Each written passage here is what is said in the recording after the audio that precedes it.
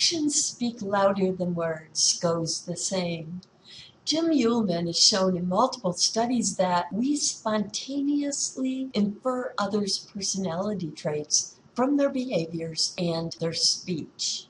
Not surprisingly, if we are witnessed kicking small puppies, we are viewed as more cruel.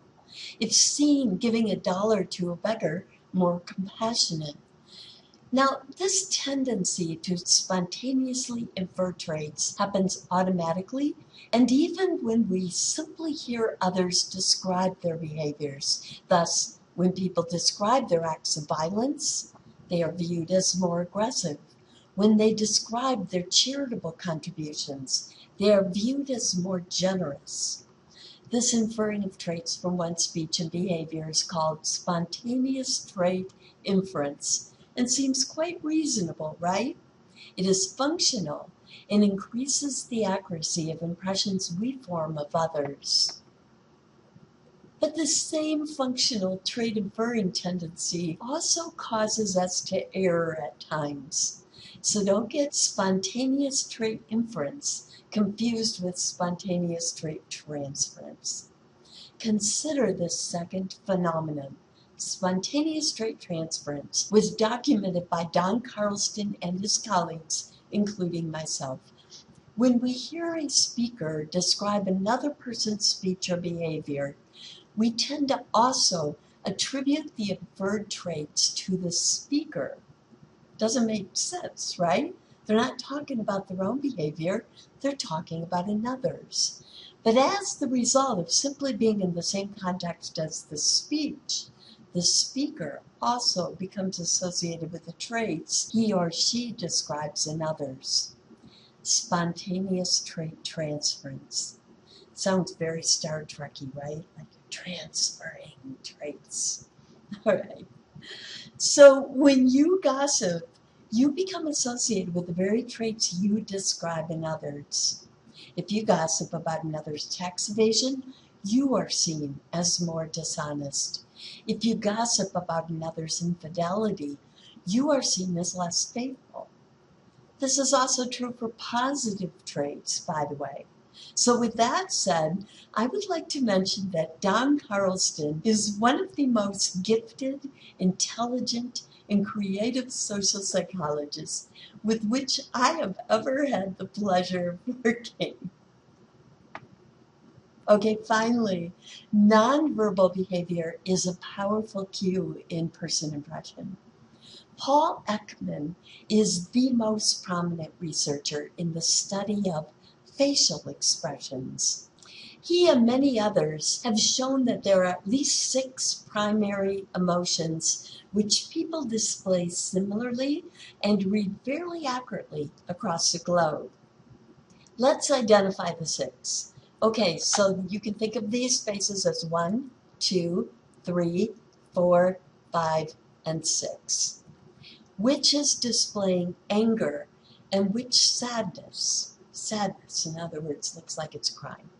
Okay, so pause the video if you need to, make your guess. And the answer is anger, number 5, and sadness, number 1. Now, which is displaying fear, which is negative, and which surprise, which could be positive, right? Fear is number 6, and surprise is number 2. Which is displaying happiness and which disgust. And that leaves 3 for happiness and 4 for disgust. Those are the 6 primary emotions. Now, cultures may differ in the efforts they may put into muting these facial expressions. Some are more stoic than others, but these 6 primary emotions are displayed using the same muscles and interpreted the same across cultures. Gesturing is a very primitive form of communication, and it's highly unique within cultures and time periods. Today, in our culture, we see displays including the congratulatory thumbs up, the OK, thumb and first finger circle, and the bird, which I'm not going to demonstrate, but it's a derogatory, obscene lifting of the middle finger. There are many other, usually unintentional gestures, such as crossing our arms when uncomfortable, fidgeting when impatient, and yawning when bored. Eye contact. We have an innate heightened attention to those who look us in the eye. This eye contact effect activates arousal in social areas of the brain, even in infants. It can be a positive interest, such as gazing, or negative, such as staring. In our culture, avoiding eye contact, that's called gaze disengagement, is often read as evasive, cold, fearful, shy, or indifferent. Touch is an especially effective form of nonverbal communication because it involves physical contact.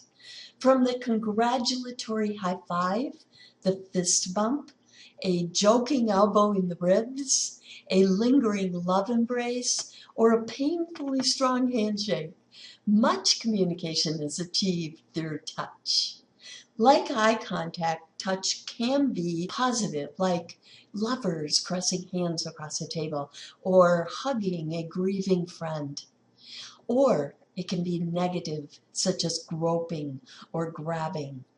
Touch is most commonly used as an expression of friendship, nurturance, sexual interest, and dominance. Personal space is a really interesting topic. Now, in the United States, the personal space bubble is approximately 3 feet. Approximately 3 feet. This is a space we tend to leave between us when communicating with most other people. Now, note that friends zone in the image on the slide. Friends get to stand closer than mere acquaintances, right? And note that our personal space dissolves with intimate others. Secret physical affairs are often suspected or outed when the individuals involved are viewed invading each other's personal space unconsciously, because it's so easy to do so unconsciously, because it's not really an invasion. On the other hand, you would never not be conscious of, say, an innocent work partner touching you or residing in that field, because that would be an invasion. So invasions of personal space are noticed quickly and make people particularly uncomfortable. Watch this clip from Seinfeld. Yeah? Come on up. So, Elaine, you don't have a problem with her, do you? We adore Elaine. She wants to say hi. She's with her new boyfriend. What's he like? He's nice, bit of a close talker. A what? You'll see. Boy, I really had no idea that you felt this way about the Costanzas. They're exhausting. It's like being in an asylum.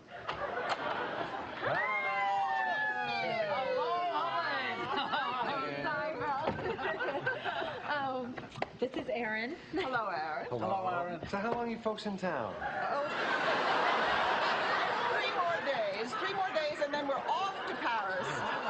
We're going with the select charter group. I love France. I was just there last year. In fact, you know, I still have an envelope full of French francs. I'll give them to you.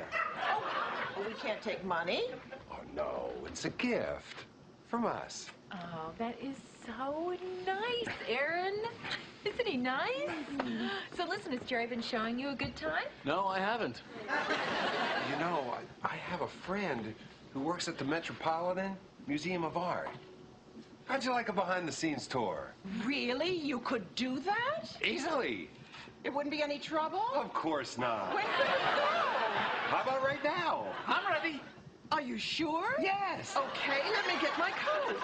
Elaine, what do you say? Well, I don't think so, Erin. I have plans. Oh. How about you, Jerry? I'm swamped. Sure. Could examine the artwork up close. Maybe I'll try and catch up with you. Oh, no, that'll All right, we're off. Okay.